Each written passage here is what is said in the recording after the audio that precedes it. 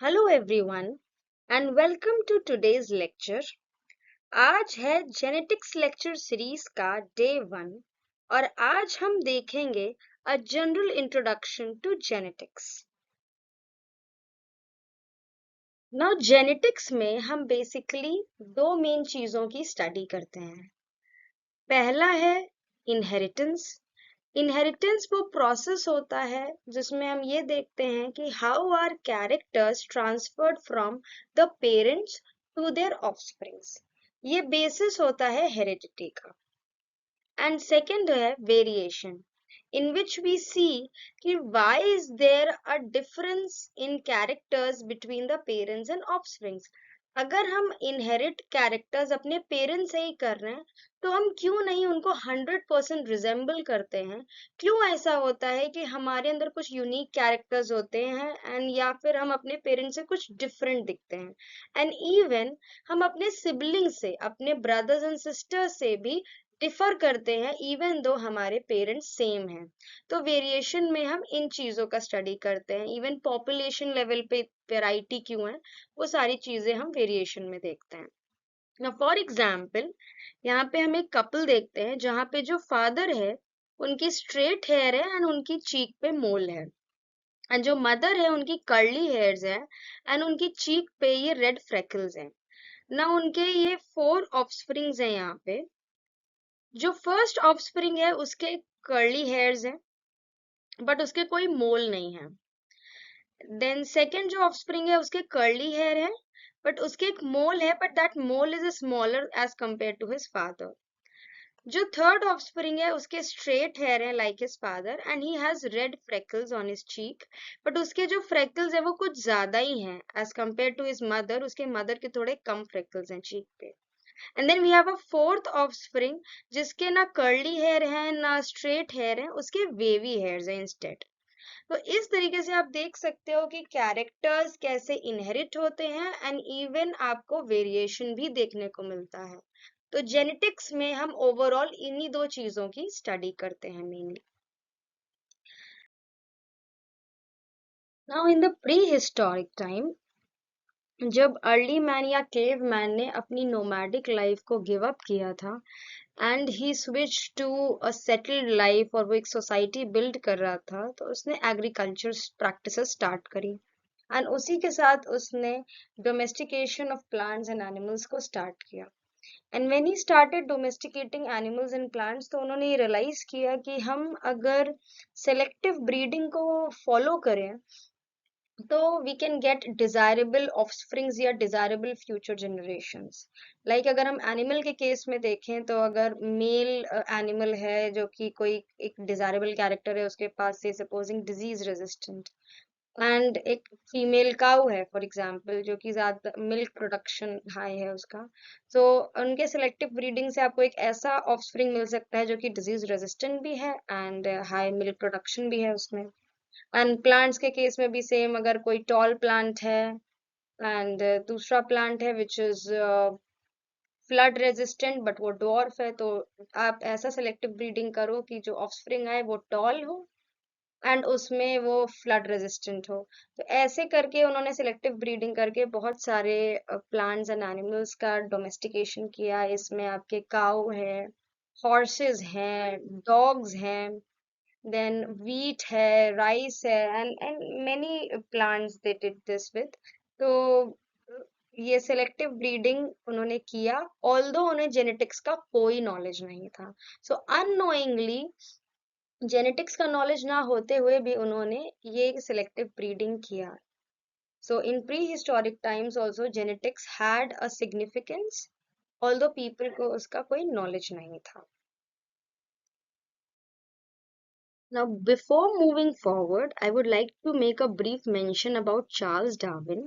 Although Charles Darwin का कोई as such direct contribution नहीं था to field of genetics, उनका main work evolution पे था, but मैं इनका यहाँ पे mention इसलिए कर रही हूँ because उनको जो इनिशियल एक सेटबैक मिला था या इनिशियली उनको बहुत ज्यादा क्रिटिसिज्म मिला था फॉर हिज एवोल्यूशनरी थ्योरी, वो इसीलिए मिला था क्योंकि उनके पास अपनी थ्योरी को प्रूव करने के लिए कोई साइंटिफिक बैकिंग नहीं था, एंड जेनेटिक्स उनको ये दे सकता था, but because at that time genetics का किसी को कोई नॉलेज नहीं था, इसीलिए वो अपनी थ्योरी को वो सपोर्ट नहीं दे पाए थे।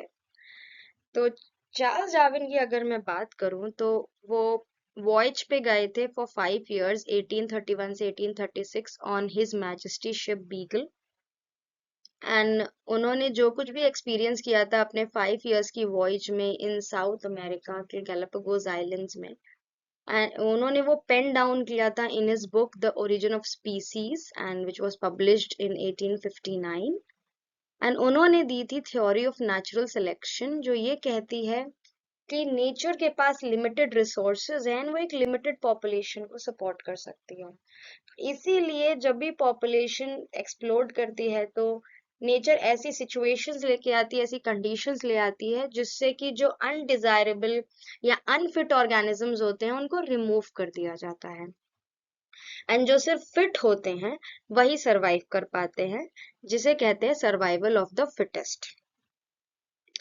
एंड इसके लिए नेचर कभी कोई कैलामिटी ले आती है, कभी कोई पैंडेमिक ले आती है, कोई डिजीज हो जाती है वाइड स्प्रेड, एंड जो भी ऑर्गेनिजम्स जिनकी लो इम्यूनिटी है या कोई और उनमें डिफिशियंसी है, they are removed from the population and only those are allowed और given a chance to reproduce जो कि बेस्ट फिट होते हैं। एंड उनकी थ्योरी को जो इनिशियल क्रिटिसिज्म मिला था एंड लोगों को बहुत टाइम लगा था इस चीज को एक्सेप्ट करने के लिए, उनकी थ्योरी ऑफ एवोल्यूशन को, वो इसीलिए बिकॉज हिज थ्योरी लैक्ड और he lacked the understanding of the genetic basis of variation and inheritance. अगर उन्हें ये नॉलेज होता इन चीजों का तो वो अपनी थ्योरी को इजिली प्रूव कर पाते। तो इसलिए जेनेटिक्स का कितना इम्पोर्टेंस रहा है ये आप देख सकते हो। तो नाउ आफ्टर चार्ल्स डार्विन मैं जिनका मेंशन करना चाहती हूँ वो है जॉन मेंडल, एंड ये मोस्ट इम्पॉर्टेंट पर्सनालिटी रहे हैं in the field of genetics because he was the one who gave birth to this field. John Mendel is known as the father of genetics. इन्होंने ही नींव रखी थी इस field की, इन्होंने ही कह सकते हैं फाउंडेशनल स्टोन ले लिया था, एंड इनका कह सकते हैं आप कि ये चार्ल्स डार्विन के ही कंटेम्पररी रहे हैं, उन्हीं के पैरेलल इनका वर्क रहा है। उन्होंने अगर एवोल्यूशन पे काम किया है तो इन्होंने जेनेटिक्स पे काम किया था। नौ जॉन मेंडल की अगर हम लाइफ हिस्ट्री देखें तो he was born in Heinzendorf Silesia village in 1822, जो पहले ऑस्ट्रियन एम्पायर का पार्ट था but now it is part of चेक रिपब्लिक। एंड ये इनका बर्थ हुआ था एक सिंपल सी एक पेजेंट फैमिली में जिनका एक स्मॉल सा फार्म था, and although he was born in a very poor family but he wanted to study, and वो काफी स्टूडियस थे, एंड बिकॉज इनका इंक्लिनेशन एकेडमिक्स की तरफ ज्यादा था rather than continuing his family's legacy, तो इसलिए इन्होंने अपनी बेसिक एजुकेशन कंप्लीट करने के बाद instead of taking that farming job, farming को आगे कंटिन्यू करने के बजाय इन्होंने मूव आउट करना बेहतर समझा, and so he joined a Augustine monastery जहाँ पे इनको टाइटल दिया गया था ग्रीगर का इन 1843, एंड इनका नाम फिर हो गया था ग्रीगर जॉन मेंडल। एंड जब ये मोनास्ट्री में गए तो इनको फिर वहां पे जाके काफी एक्सपोजर मिला, इन्हें टीचिंग की जॉब मिली, फिर इन्होंने फर्दर अपनी स्टडीज को और हायर स्टडीज को परस्यू किया, नेचुरल साइंसेस पढ़ा, बॉटनी पढ़ा, फिलोसफी पढ़ा, तो काफी नॉलेज इन्होंने गेन करी, एंड इसी ऑगस्टिन मोनास्ट्री के सपोर्ट की वजह से ही इन्होंने फिर अपना रिसर्च वर्क स्टार्ट किया। एंड स्पेसिफिकली अगर मैं गार्डन पी पे कहूँ तो गार्डन पी जो कि इनका टर्निंग पॉइंट था रिसर्च वर्क का, वो इन्होंने 1856 में स्टार्ट किया उस पे एक्सपेरिमेंट करना, एंड इनका रिसर्च कंटिन्यू हुआ टिल 1868। एंड जो कुछ भी इन्होंने रिसर्च वर्क किया, जो भी इनके रिजल्ट्स आए, वो इन्होंने प्रेजेंट किया before the natural science society of ब्रुन in 1865 in 2 separate lectures. And उसी के जस्ट नेक्स्ट ईयर इनका पेपर पब्लिश हो गया नेचुरल साइंस सोसाइटी ऑफ ब्रुन, जिसे अब ब्रुनो कहते हैं। एंड उसके जर्नल में इनका पेपर पब्लिश हुआ था। इनके पेपर का नाम था एक्सपेरिमेंट्स ऑन प्लांट हाइब्रिडाइजेशन। सो इन्होंने अपना रिसर्च वर्क सक्सेसफुली कंप्लीट किया, उसको प्रेजेंट किया before the natural science society, and just next year इनका पेपर भी पब्लिश हो गया। बट अनफॉर्चुनेटली जो इनके साथ हार्ड लक हुआ वो ये हुआ कि इनके वर्क को उस टाइम पे किसी ने भी अप्रिशिएट नहीं किया, रिकॉग्नाइज नहीं किया, किसी ने इंटरेस्ट नहीं लिया। एंड जो भी साइंस की फील्ड में होते हैं उन्हें पता होता है कि कितना इम्पोर्टेंस होता है आपके रिसर्च पेपर का रिकग्निशन, कि तभी आपके रिसर्च वर्क को भी रिकग्निशन मिलती है एंड आपको भी अल्टीमेटली।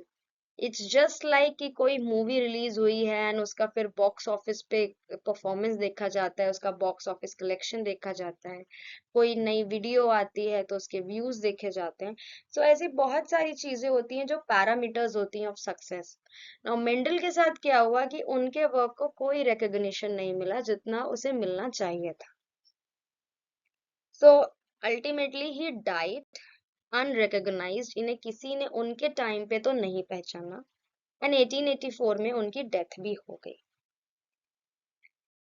नाउ जॉन मेंडल का वर्क अनरिकग्नाइज्ड रहा फॉर 35 इयर्स, यानी 1865 में इन्होंने पब्लिश किया है, अपना वर्क प्रेजेंट किया है, पब्लिश किया है उसके बाद, एंड उसके 35 इयर्स तक वो अनरिकग्नाइज्ड रहा है।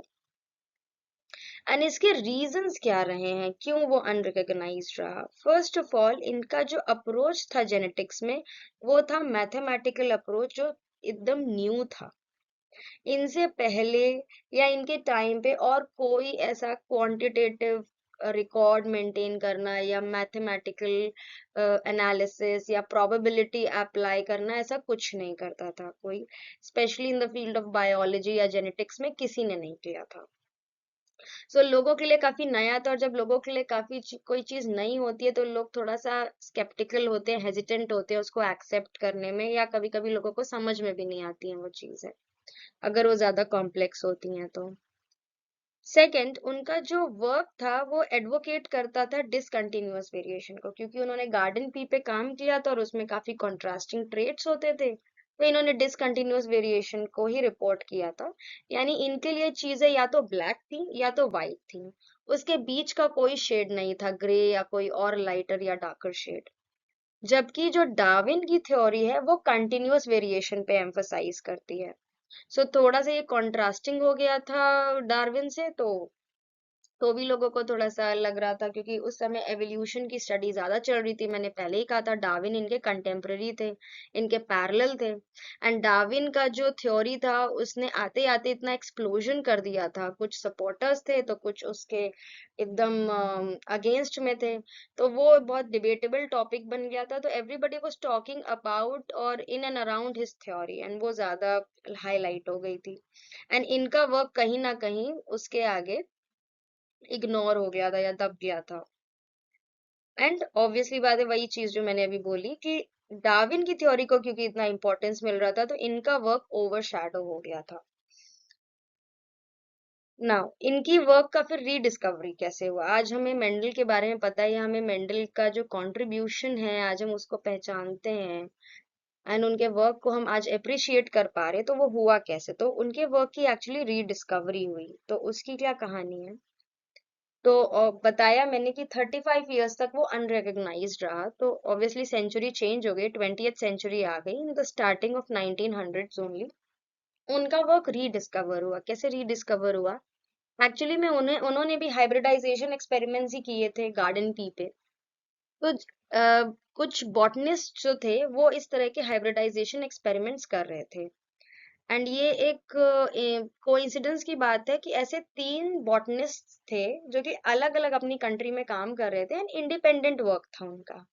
And वो तीनों का जो इंडिपेंडेंट वर्क था वो हाइब्रिडाइजेशन पे ही था, बट उनके जो रिजल्ट्स आ रहे थे या जो कुछ भी वो रिपोर्ट कर रहे थे that was much similar to Mendel. Now research field में सब लोग जानते हैं कि कोई भी रिसर्च आप जब करते हो तो आपको उसका लिटरेचर रिव्यू करना होता है, यानी कि आप बैकग्राउंड में जाके इस फील्ड में और क्या क्या ऐसा काम हो चुका है उसी सेम टॉपिक पे आप इस चीज का रिव्यू करते हो। तो जब उन्होंने रिव्यू किया होगा तो उन्होंने देखा होगा कि ऑलरेडी एक पेपर पब्लिश हो चुका है in the previous century 35 years पहले, वो पब्लिश हो चुका है और वो वही रिजल्ट्स रिपोर्ट कर चुके हैं जो आज हम कर रहे हैं। एंड ये जो तीन बॉटनिस्ट थे वो थे Hugo de Vries from Netherlands, Karl Correns from Germany and Erich Tschermak from Austria.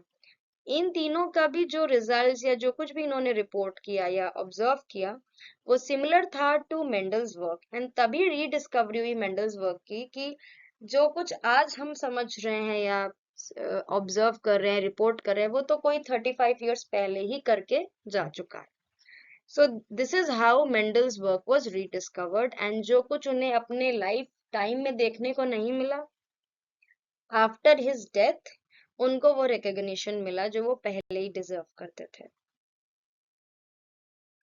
Reason क्या था कि मेंडल सक्सेसफुल हुए? ना मेंडल कोई ऐसे पहले नहीं थे जिन्होंने जेनेटिक्स की फील्ड में काम करा, इनहेरिटेंस को समझने की कोशिश की या वेरिएशन की। उनसे पहले भी बहुत लोगों ने अटेम्प्ट्स किए हैं, पॉल र्यूटर उसमें से एक बहुत फेमस नाम है, बट वो सब फेलियर ही हुए। बट व्हाई इज इट कि मेंडल सक्सेस हुए? तो मेंडल के सक्सेस होने के पीछे कुछ रीजंस हैं। सबसे पहले उनका चॉइस ऑफ ऑर्गेनिज्म जो था वो एकदम परफेक्ट या एप्रोप्रिएट था, वो था garden pea.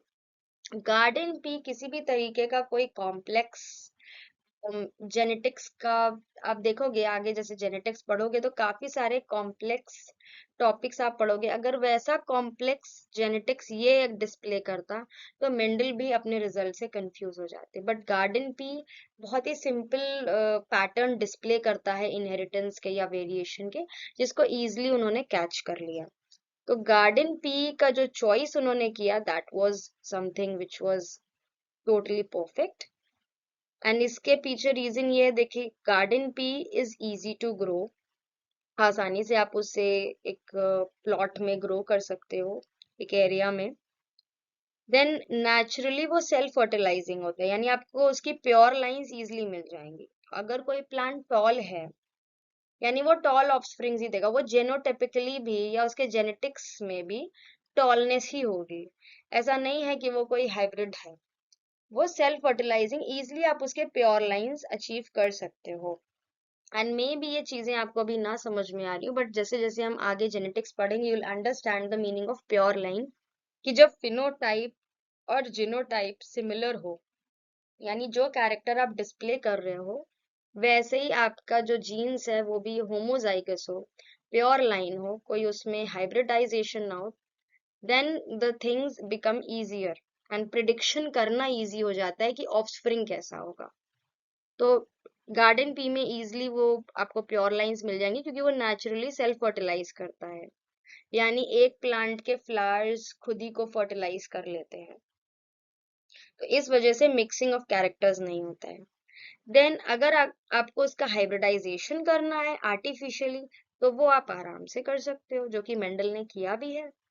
So it is naturally self fertilizing, but artificial hybridization को भी वो बहुत अच्छे से सपोर्ट करता है। तो अगर आप मिक्स कराना चाहते हैं कैरेक्टर्स को, ट्रेट्स को, तो वो भी आप करा के देख सकते हैं कि इसका क्या रिजल्ट होगा, तो वो रिजल्ट भी क्लियर कट आते हैं। एंड लास्टली इसका जो लाइफ साइकिल था वो काफी शॉर्ट था, सिंगल सीजन। तो सिंगल सीजन में ही आप उसने सीड सो किया, वो मेच्योर हो गया, आपने फिर से सीड्स ऑब्टेन करे to plant the next generation, and आपका रिसर्च वर्क जल्दी जल्दी चले। क्योंकि ये बहुत इंपॉर्टेंट होता है चॉइस ऑफ ऑर्गेनिज्म, बिकॉज अगर आपने ऐसा कोई ऑर्गेनिज्म ले लिया जो जो कि ग्रो करने में उतना ही टाइम लेता है, तो आपको फिर उतने साल या उतने महीने वेट करना पड़ेगा, फिर आप उससे ऑफस्प्रिंग्स ऑब्टेन करोगे and then you will go for the next generation. So that will be a time taking process. And research में चीजें जितनी कम टाइम में आपको ऑब्टेन हो जाए उतना अच्छा है, because research work is naturally ही वो बहुत ज्यादा टीडियस होता है। एंड अगर आपने उसके ऊपर से कोई ऐसा चीज ले ली, कोई ऐसा टॉपिक अपटेक कर लिया या ऐसा ऑर्गेनिज्म चूज कर लिया जो बहुत टाइम लेता है, देन वो आपकी रिसर्च वर्क को और डिले कर देगा। एंड नेचुरली फिर उसमें कुछ डिफ्लेक्शंस भी आने लगेंगे, रिजल्ट में एबरेशंस भी आने लगते हैं। नाउ इनके कुछ और भी रीजंस थे सक्सेस होने के, जैसे कि उनका जो फोकस रहता था वो खाली एक या मैक्स टू मैक्स दो कैरेक्टर पे रहता था एट वन टाइम।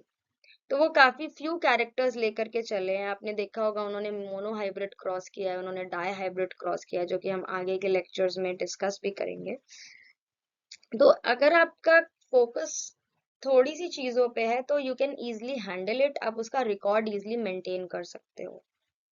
एंड उनसे जो पहले जो लोग हुए थे वो बहुत सारे कैरेक्टर्स एक साथ लेके चलते थे, बट मेंडल ने क्या किया है कि अगर वो पी प्लांट को लेके चल रहे हैं तो उनका ये रहता था कि फोकस सिर्फ हाइट पे कर लिया एक टाइम पे, या फिर फ्लावर कलर पे कर लिया, या फ्लावर की पोजीशन पे कर लिया। तो एक टाइम पे वो एक कैरेक्टर लेके चल रहे हैं या फ्यू कैरेक्टर्स ही लेकर के चल रहे हैं जितना वो हैंडल कर सकता है। नॉट दैट कि he is taking 1 dozen 2 dozen characters at a time and वो सबको हैंडल करने की कोशिश कर रहे हैं। वो फिर आपके रिजल्ट्स को एबरेट करेगा, वो आपके रिकॉर्ड्स में मतलब मेंटेनेंस में आपको दिक्कत करेगा, जो कि इनसे आने वाले पहले लोगों ने किया है। कॉल रूटर ने यही किया था, जिसकी वजह से वो फेल हुए थे। उन्होंने he took too many characters, he consider too many characters at a time, तो वो उनके लिए फेलियर साबित हुआ था। देन जो कैरेक्टर्स उन्होंने चूज किए थे उनके सिर्फ दो कॉन्ट्रास्टिंग ट्रेट्स होते थे, यानी कि मैंने जैसा कहा कि मेंडल के लिए कोई भी चीज या तो ब्लैक होती थी या व्हाइट होती थी, नॉट समथिंग इन बिटवीन। तो अगर वो प्लांट हाइट ले रहे हैं बाय चांस, तो या तो प्लांट टॉल है या तो प्लांट डॉर्फ है, नथिंग इन बिटवीन। या प्लांट का कलर लिया, सॉरी फ्लावर का कलर लिया, तो या तो फ्लावर पर्पल है या तो व्हाइट है, नथिंग इन बिटवीन। कोई बीच का ब्लेंडिंग का शेड नहीं आ रहा है या कोई और शेड नहीं आ रहा है। So everything was on the two extremes, या तो ये एक्सट्रीम है या तो वो एक्सट्रीम है। So he had only two extremes to consider. तो इस चीज ने भी उनको काफी ज्यादा हेल्प किया, जिसकी वजह से वो इजिली अपने जो उनकी मैथमेटिकल कैलकुलेशंस थी, एनालिसिस थी, वो इजिली रिकॉर्ड को मेंटेन कर पाए एंड उसके बाद एनालाइज करके रिजल्ट्स रिपोर्ट कर पाए। एंड ऑब्वियसली उनका जो मैथमेटिकल अप्रोच था, जो कि और लोग इतना अच्छे से नहीं कर पा रहे थे, उन्होंने बहुत अच्छे से प्रोबेबिलिटी को अप्लाई किया है, अपना क्वांटिटेटिव रिकॉर्ड को बहुत अच्छे से मेंटेन किया था। सो या, that's it for today's lecture. Thank you. Keep learning and keep revising.